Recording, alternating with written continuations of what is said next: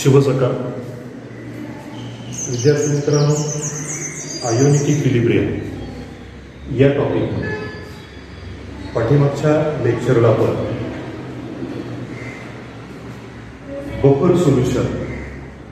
Buffer सोल्युशनचे प्रकार आणि buffer सोल्युशनचे applications काय ते ॲप्लिकेशन्स आपण पाहिलेले.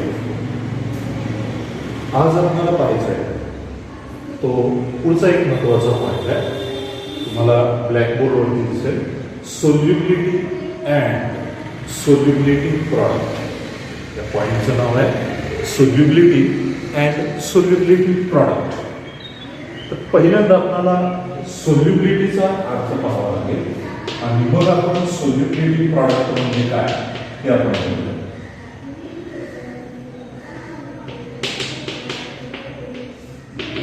सोल्युबिलिटी याचा अर्थ आपल्याला पाहता येईल. थोडक्यात आपण विरघळणं, सोल्युबिलिटी म्हणजे काय, पदार्थाचं विरघळणं. पण आपल्याला असं शास्त्रीय भाषेमध्ये त्याचा अर्थ नेमका सांगितला आहे. सोल्युबिलिटी कशाला म्हणायचं? It is the amount of substance in gram. It is the amount of substance in gram dissolved per unit volume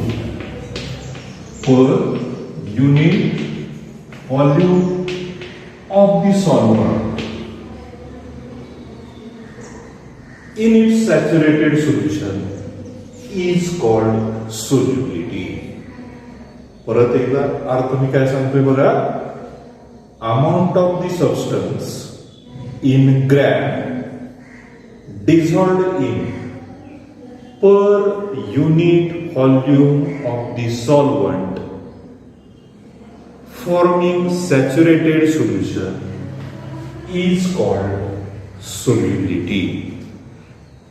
मी इथं लिहिलंय पर युनिट व्हॉल्यूम. पर युनिट व्हॉल्यूम हे लिटर मध्ये असेल, ml मध्ये असेल, कोणत्याही युनिट व्हॉल्यूम मध्ये एखाद्या पदार्थाचं किती अमाऊंट डिझॉल्व्ह होते याला म्हणायचं सोल्युबिलिटी.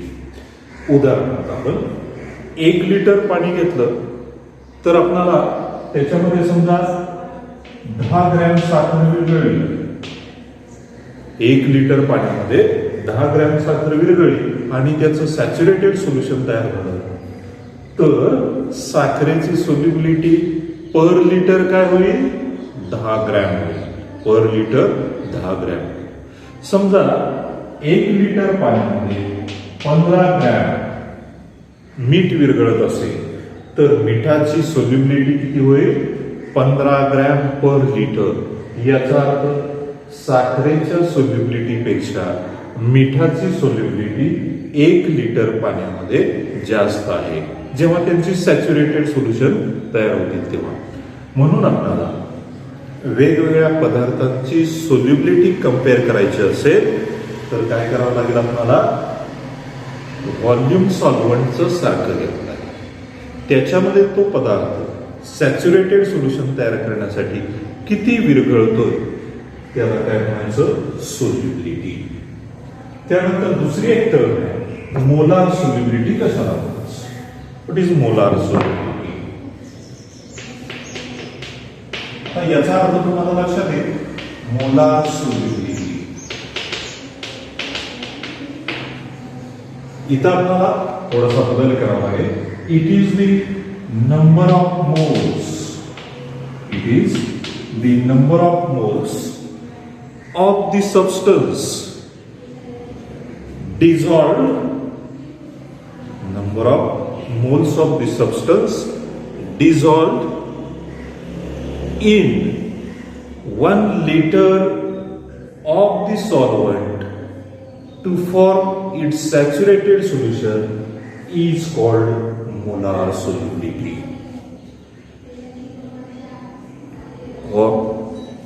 सॉल्व्हंटच्या ठराविक व्हॉल्यूम मध्ये एखाद्या पदार्थाचे किती मोल्स डिझॉल्व्ह होतात आणि त्याचं सॅच्युरेटेड सोल्युशन तयार होतंय याला काय म्हणायचं, मोलार सोल्युबिलिटी असं म्हणायचं. आता इथं आपण म्हटलं होतं सोल्युबिलिटीला amount of the substance in gram per unit volume. समजा व्हॉल्यूम 1 लिटर असेल तर नॉर्मल सोल्युबिलिटी आपल्याला ग्रॅम पर लिटर अशी एक्सप्रेस करता येईल. Gram per litre. लक्षात, मोलार सोल्युबिलिटी समजा 1 लिटर व्हॉल्यूम घेतलं किंवा युनिट व्हॉल्यूम घेतलं तर मोल पर लिटर, मोल पर लिटर अशी आपल्याला मोलार सोल्युबिलिटी एक्सप्रेस करता येईल. आय थिंक तुम्हाला सोल्युबिलिटी आणि मोलार सोल्युबिलिटी याच्यामधला डिफरन्स लक्षात आला असेल. इथं अमाऊंट ऑफ सबस्टन्स ग्रॅम मध्ये घ्यायचं, ती सोल्युबिलिटी होईल. Amount of the substance number of moles मध्ये घेतले तर त्या सोल्युबिलिटीला म्हणायचं molar solubility. Gram per litre, मोल पर लिटर अशी त्यांची आपल्याला युनिट सांगता येतील किंवा त्या युनिटमध्ये एक्सप्रेस करता येईल. यानंतर आपल्याला दुसरा एक पॉइंट बघायचा याच्यातलाच, sparingly soluble salt. Sparingly soluble, sparingly soluble salt. आता तुम्ही सॉल्टचा अर्थ पाहिलाय. सॉल्ट कशाला म्हटलं होतं आपण, न्यूट्रलायझेशन रिॲक्शन मध्ये ऍसिड आणि बेस रिॲक्ट झाले की जो पदार्थ तयार होतो त्याला आपण सॉल्ट असं म्हणतोय. हा सॉल्ट हा एक प्रकारचा इलेक्ट्रोलाइट आहे. सॉल्ट कसा आहे, इलेक्ट्रोलाइट आहे. ऍक्वियस सोल्युशन मध्ये तो आयन्स तयार करतो आणि त्या आयनांच्या मार्फत आपल्याला इलेक्ट्रिसिटी फ्लो झालेली दिसते. सॉल्ट कसे असतात, सॉल्ट हे स्ट्रॉंग इलेक्ट्रोलाइट्स असतात. सॉल्ट कसे आहे, स्ट्रॉंग इलेक्ट्रोलाइट्स. काय याचा अर्थ स्ट्रॉंग इलेक्ट्रोलाइटचा, की जे इलेक्ट्रोलाइट पाण्यामध्ये डिझॉल्व्ह केले तर पाण्यामध्ये पूर्ण आयन तयार करतात अशा इलेक्ट्रोलाइट्सला स्ट्रॉंग इलेक्ट्रोलाइट्स असं म्हणायचं. Strong electrolyte, strong acids, strong bases आणि सॉल्ट हे कसे असतात, स्ट्रॉंग इलेक्ट्रोलाइट्स असतात. हे आपल्याला माहिती आहे. म्हणून सॉल्ट हे स्ट्रॉंग इलेक्ट्रोलाइट्स आहेत. आता सॉल्ट पैकी स्पेरिंगली सोल्युबल सॉल्ट कशाला म्हणायचं, स्पेरिंगली. स्पेरिंगली सोल्युबल याचा अर्थ very slightly. Sparingly, very slightly.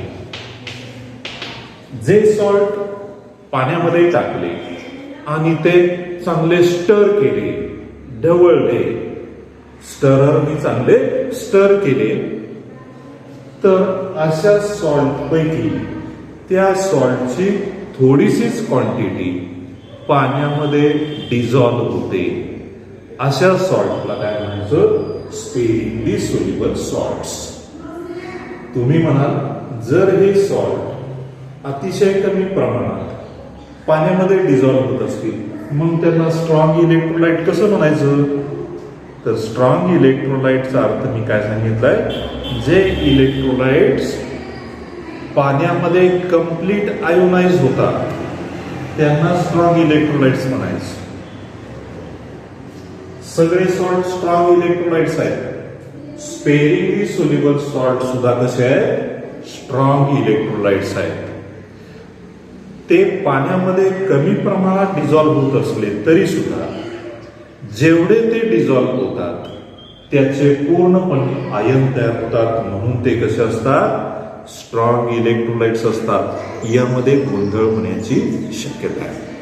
Sparingly soluble salt हे स्लाइटली सोल्युबल असले तरी जेवढे ते सोल्युबल होतात त्यांचे पूर्ण आयन तयार होतात. म्हणून त्यांना काय म्हणायचं, स्ट्रॉंग इलेक्ट्रोलाइट्स असं म्हणायचं. असे कोणते सॉल्ट्स आहेत की जे स्पेरिंगली सोल्युबल सॉल्ट्स आहेत, उदाहरणार्थ AgCl, silver chloride, AgCl, barium sulphate, barium sulphate, calcium fluoride, barium chloride, BaCl2,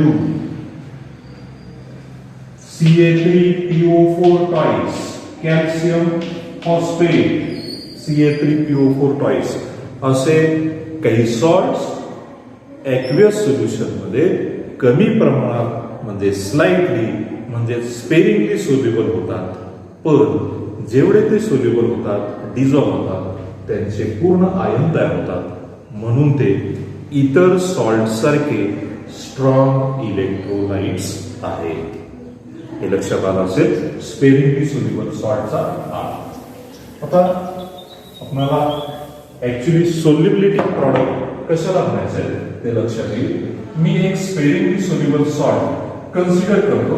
for example AgCl, silver chloride हा एक स्पेरिंगली सोल्युबल सॉल्ट आहे, जो ॲक्वियस सोल्युशन मध्ये व्हेरी स्लाइटली डिझॉल्व्ह होतो, but dissolved salt it completely forms ions. असा तुम्ही एक sparingly soluble salt घेतला AgCl, तो पाण्यामध्ये डिझॉल्व्ह केला.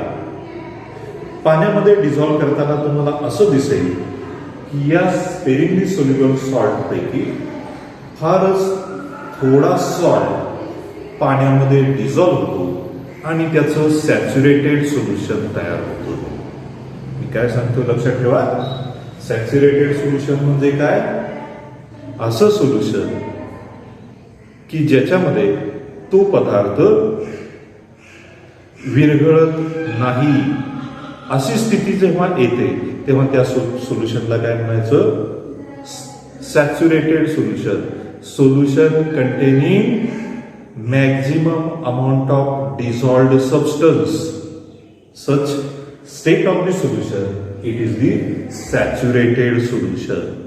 असा स्पेरिंगली सोल्युबल सॉल्ट तुम्ही पाण्यामध्ये टाकला, ॲक्वियस सोल्युशन त्याचं तयार केलं, तर AgCl सॉल्ट पैकी फारच थोडा सॉल्ट, त्याची फारच थोडीशी क्वांटिटी पाण्यामध्ये डिझॉल्व्ह होते आणि सॅच्युरेटेड सोल्युशन तयार होतं. बराचसा AgCl डिझॉल्व्ह न होता अनडिझॉल्व्ड स्टेटमध्ये तसाच शिल्लक राहतो. म्हणजे आता सिल्वर क्लोराईडच्या बाबतीत मी असं लिहू शकतो, मला बघा योग्य वाटतंय का? AgCl हा सॉलिड मी पाण्यात टाकल्यानंतर फारच थोडी क्वांटिटी याची डिझॉल्व्ह झाली आणि कशाचं सॅच्युरेटेड सोल्युशन तयार झालं? AgClचं सॅच्युरेटेड सोल्युशन तयार झालं. सॅच्युरेटेड सोल्युशन केव्हा तयार होईल? AgCl पैकी फारच थोडी क्वांटिटी AgClची डिझॉल्व्ह होईल आणि कोणते आयन तयार करेल? Ag plus Cl minus. मी इथं ॲक्वियसली पाण्यामध्ये तयार केलेले आयन्स आहेत. इथं मी सॅच्युरेटेड दिलं, इथं सॉलिड AgCl. आता कसं होतं बघा, हा सॉलिड AgCl कशाच्या कॉन्टॅक्ट मध्ये राहतो? त्याच्या सॅच्युरेटेड सोल्युशनच्या कॉन्टॅक्ट मध्ये राहतो. सॉलिड AgCl सॅच्युरेटेड AgCl सोल्युशनच्या कॉन्टॅक्ट मध्ये राहतो. सॅच्युरेटेड AgCl कशाच्या कॉन्टॅक्ट मध्ये आहे? त्यांनी तयार केलेल्या आयनांच्या कॉन्टॅक्ट मध्ये. तसं आपण बाकीच्या सॉल्टच्या बाबतीत लिहितो का? नाही. का लिहित नाही? तर ते सॉल्ट पाण्यामध्ये डिझॉल्व्ह झाले की लगेच कम्प्लिटली आयन्स तयार करतात, कारण ते स्पेरिंगली सोल्युबल नसतात. उदाहरण NH4Cl हा पण सॉल्ट आहे. NH4Cl काय आहे? सॉल्ट आहे. मग हा सॉल्ट पाण्यामध्ये डिझॉल्व्ह केला तर याचे कम्प्लीट आयन्स तयार झाले NH4 प्लस Cl मायनस. पाण्यात डिझॉल्व्ह केल्या त्याचे कम्प्लीट आयन तयार झाले, म्हणून हा कसा आहे? स्ट्रॉंग इलेक्ट्रोलाइट आहे.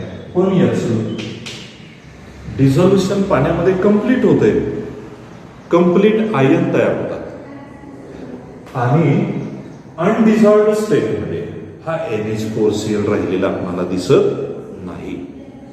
म्हणून तो स्पेरिंगली सोल्युबल आहे का? नाही, हा स्पेरिंगली सोल्युबल नाही. सॉल्टच्या बाबतीत आपण आयोनायझेशन ही टर्म वापरलेली आहे, कारण तो स्ट्रॉंग इलेक्ट्रोलाइट. स्ट्रॉंग इलेक्ट्रोलाइटच्या बाबतीत आयोनायझेशन टर्म वापरतो. फरक एवढाच आहे की हा पूर्णपणे आयन तयार करेल, त्याचा अनडिझॉल्व्ड भाग शिल्लक राहणार. तसा हा स्पेरिंगली सोल्युबल हा सॉल्टच आहे, पण पहिल्यांदा तो काय करेल, सॅच्युरेटेड सोल्युशन तयार करेल. जेवढा डिझॉल्व्ह झालाय त्याचे आयन तयार होतील, बाकीचा तो तसाच शिल्लक आहे स्पेरिंगली सोल्युबल सॉल्ट. याच्या बाबतीत आपण सॉलिड, सॅच्युरेटेड सोल्युशन आणि हे ॲक्वियस सोल्युशन मध्ये आयन्स आपण असं लिहू शकत नाही. डायरेक्टली आपण काय करतो याच्या बाबतीत, NH4Cl च्या बाबतीत NH4Cl it directly forms ions. हा फरक लक्षात घ्या. आता मी या बाबतीत असं लिहू शकतो, AgCl solid it forms ions. मी आता ही सॅच्युरेटेड AgCl ची टर्म इथून बाजूला काढा. AgCl solid it is in contact with Ag plus Cl minus ions. Ag plus Cl minus ions.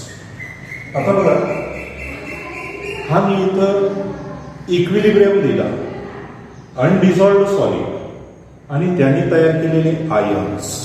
जेवढा तो डिझॉल्व्ह झालाय, सॅच्युरेटेड सोल्युशन तयार केलंय, ते आयन्स आणि सॉलिड AgCl यांच्यामध्ये काय असेल, इक्विलिब्रियम असेल. मग इक्विलिब्रियम निर्माण झाला की आपल्याला त्याचा इक्विलिब्रियम कॉन्स्टंट लिहिता येईल. इक्विलिब्रियम निर्माण झाला की इक्विलिब्रियम कॉन्स्टंट आपण लिहितो कसा, K equal to law of mass action, concentration of Ag plus ions into concentration of Cl minus ion. या आयनांचा product divided by undissolved AgCl याचं कॉन्सन्ट्रेशन AgCl. आता ही जी कॉन्सन्ट्रेशन असतात, इक्विलिब्रियम कॉन्स्टंट लिहित असताना ही जी कॉन्सन्ट्रेशन आपण स्क्वेअर ब्रॅकेटमध्ये लिहिलेली आहे त्यांना आपण इक्विलिब्रियम कॉन्सन्ट्रेशन असं म्हणतो. त्यांना काय म्हणायचं, इक्विलिब्रियम कॉन्सन्ट्रेशन.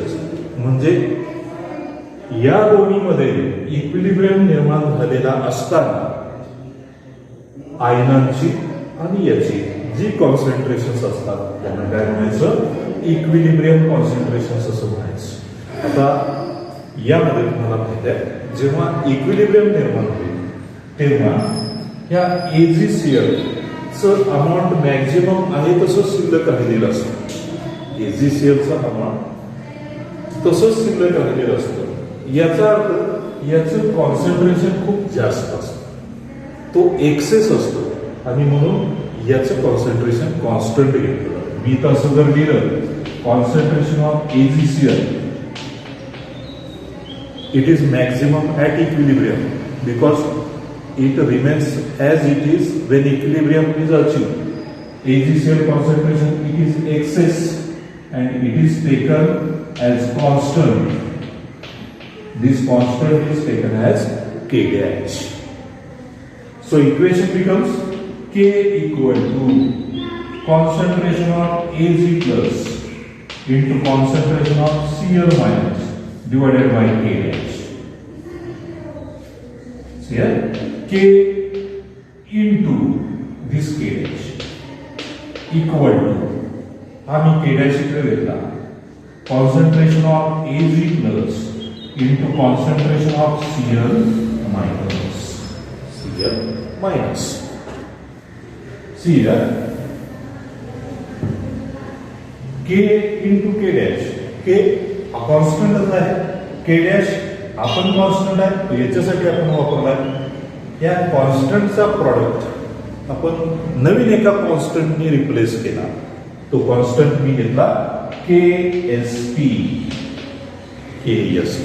म्हणजे या दोन्ही कॉन्स्टंटच्या प्रॉडक्टच्या ऐवजी दुसरा एक नवीन कॉन्स्टंट वापरला KSP. बाकीचं एक्सप्रेशन तसं Ag plus into Cl minus. This KSP new constant, it is called solubility product. Solubility product. या न्यू कॉन्स्टंटला काय म्हणायचं? सोल्युबिलिटी प्रॉडक्ट असं म्हणायचं. मग सोल्युबिलिटी प्रॉडक्ट KSP या इक्वेशनवरून कसा डिफाइन करता येईल? जसं आपण आयोनिक प्रॉडक्ट डिफाइन केला होता, आयोनिक प्रॉडक्ट बघा, आठवतंय का तुम्हाला? आपल्याला या डेफिनेशन्स तयार करायचं आहे. आयोनिक प्रॉडक्ट KW ने आपण रिप्रेझेंट केलेला होता याप्रमाणे. आयोनिक प्रॉडक्ट ऑफ वॉटर, याच्यावरून आपण आयोनिक प्रॉडक्ट डिफाइन केला होता. तशीच डेफिनेशन आपल्याला सोल्युबिलिटी प्रॉडक्टची काय करता येईल? Solubility product, it is the product of equilibrium concentrations of equilibrium concentration. It is the product of equilibrium concentrations of ions of sparingly soluble salt in its saturated solution at given temperature is called solubility product. राहील का definition लक्षात? परत एकदा सांगतो. It is the product of equilibrium concentrations of ions of sparingly soluble salt in its saturated solution at given temperature is called solubility product. It is denoted by KSP. KSP ने आपल्याला हा solubility product denote करता येतो. I think solubility productचं expression आणि त्याची definition तुम्हाला समजली असेल. एक्झाम मध्ये तुम्हाला असा क्वेश्चन विचारला जाऊ शकतो, define solubility product, give its expression. मग एखादा सॉल्ट, स्पेरिंगली सोल्युबल सॉल्ट, तुम्हाला त्याचं एक्सप्रेशन लिहिता येईल. स्पेरिंगली सोल्युबल सॉल्टचं तुम्हाला एक्सप्रेशन लिहिता येईल. बघा, हे स्पेरिंगली सोल्युबल सॉल्टचं एक्सप्रेशन लक्षात ठेवायचं आहे, त्याची डेफिनेशन लक्षात ठेवायची आहे. आता बघा, मी एक जनरल उदाहरण देणार आहे. Sparingly soluble salts. कोणतं उदाहरण आहे? समजा हा BXAY हा एक स्पेरिंगली सोल्युबल सॉल्ट. BXAY या स्पेरिंगली सोल्युबल सॉल्टचं KSPचं एक्सप्रेशन कसं लिहायचं? तर आपल्याला पहिल्यांदा काय लिहावं लागेल? त्याचं डिसोसिएशन किंवा आयोनायझेशन कसं होईल ते आपल्याला लिहावं लागेल. ते मी लिहितो. स्पेरिंगली सोल्युबल सॉल्टचं डिसोसिएशन असं होईल, X, B चे किती आहे? X. हा X याचा कोइफिशियंट द्यायचा. B चे आयटम किती आहे? X आहे. X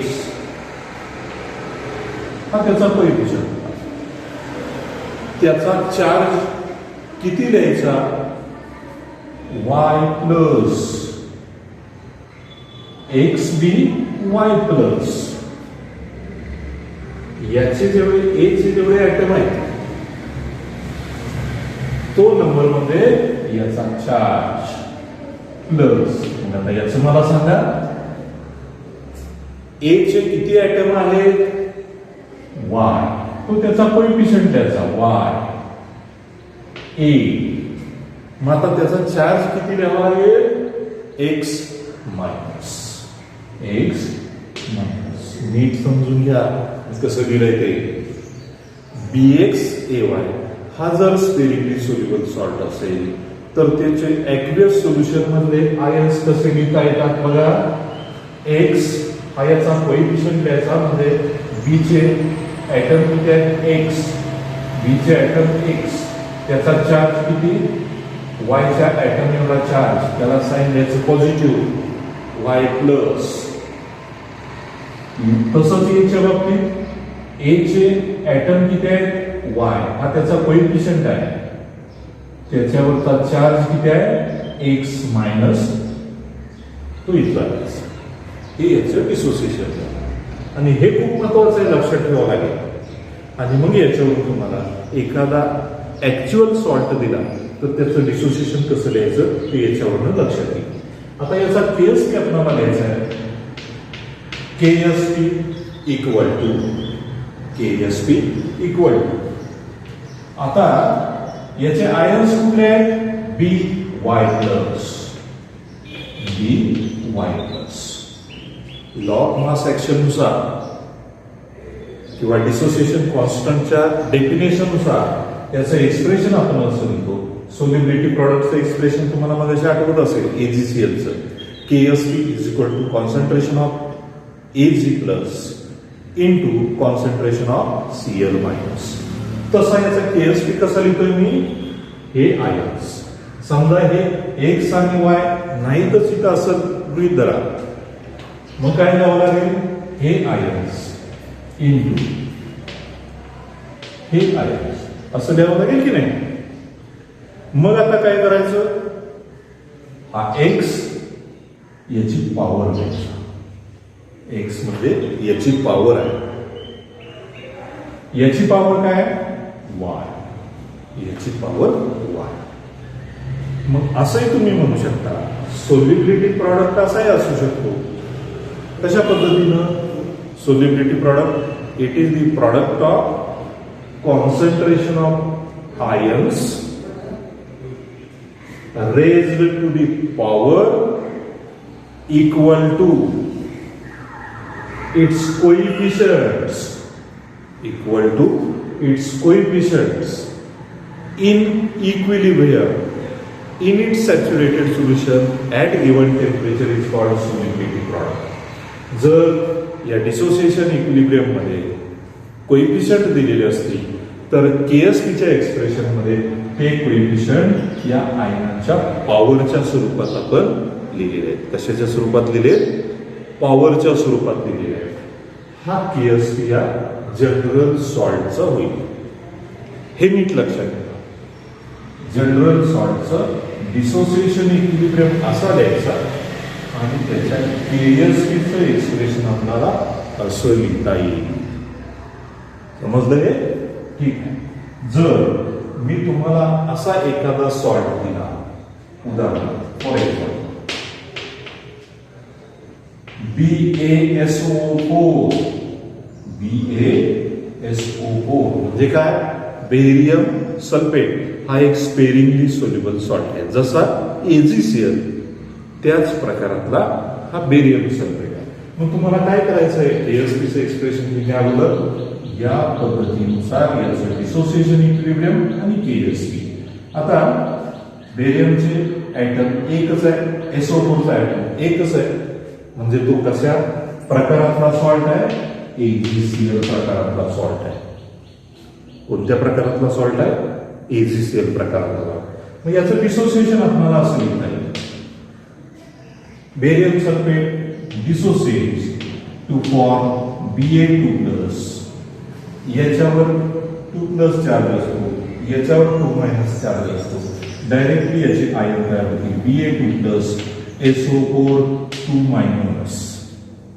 AgCl चे काय झाले तर AgCl च्या डोक्यावरती 1+ चार्ज असतो आणि Cl च्या डोक्यावरती 1- चार्ज असतो.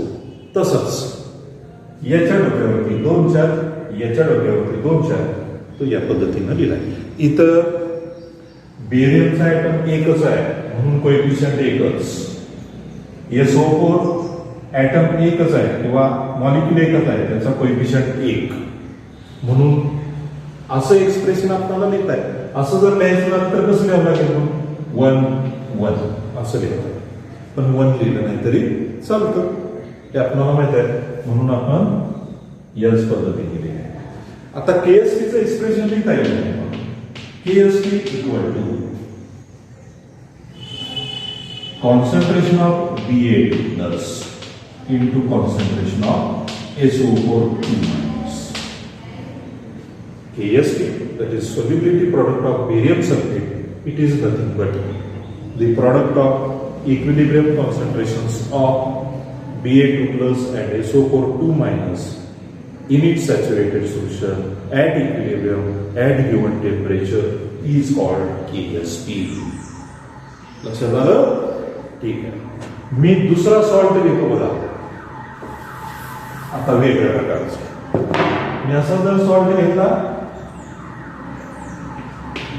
PbI2, तर मात्र हा वेगळ्या प्रकारचा सॉल्ट आहे. बेरियम सल्फेट सारखा नाही, AgCl सारखा नाही. याचं डिसोसिएशन कसं घ्यायचंय? डिसोसिएशन कसं लिहिता येईल? PbI2 या पद्धतीने आता विचार करायचा.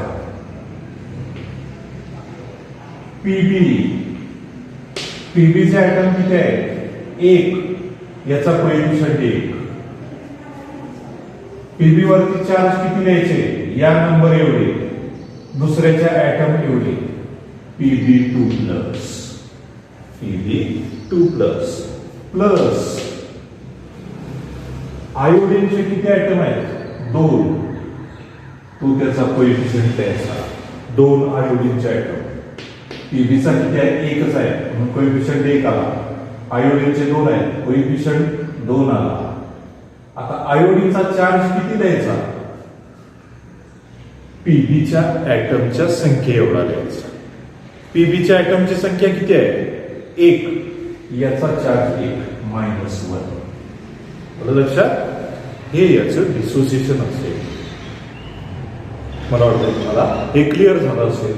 Pb2 plus trace of I minus. आता ही वन लिहिण्याची प्रकार नाही, म्हणून I मायनस हे याचं dissociation.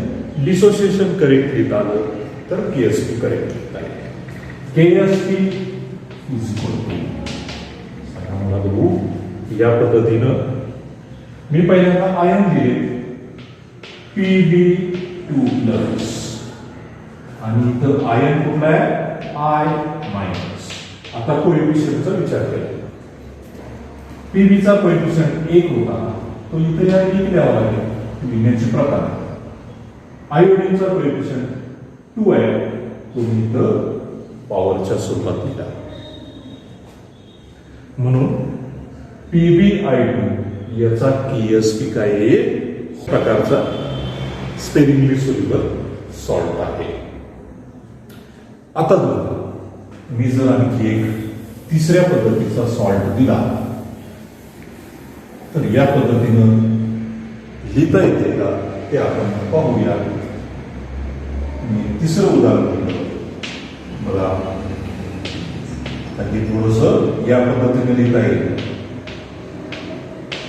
Ca3PO4 twice. Ca3PO4 twice असं लिहिणार डिसोसिएशन याचं. या पद्धतीने कॅल्शियमचे आयटम किती आहे? 3. मी इथं लिहून घेतलं. PO4चे आयटम किती आहे? 2. ट्वाइस ऑफ PO4 लिहून घेतलं. आता चार्जेस लिहायचे. कॅल्शियमचे चार्जेस किती लिहायचे?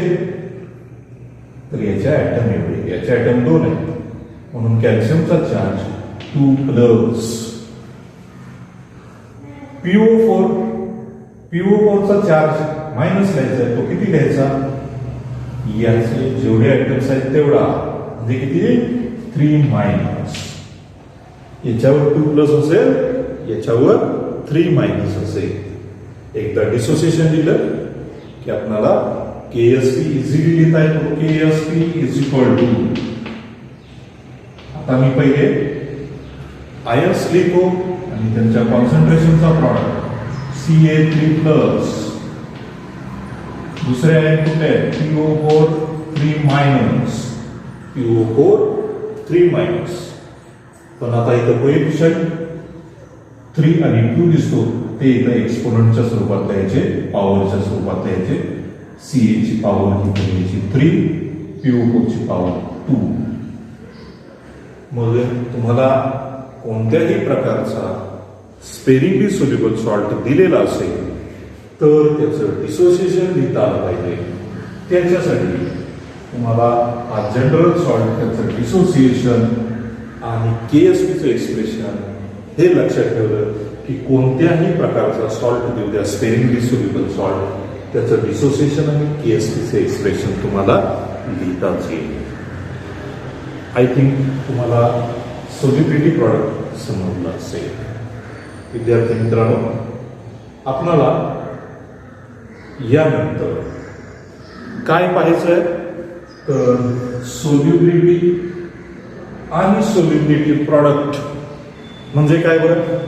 समजा सोल्युबिलिटी यसने डिनोट केली आणि सोल्युबिलिटी प्रॉडक्ट केएसपी, तर सोल्युबिलिटी आणि केएसपी म्हणजे सोल्युबिलिटी प्रॉडक्ट यांच्यामधली रिलेशन्स आपल्याला काय ते बघायचे आहे.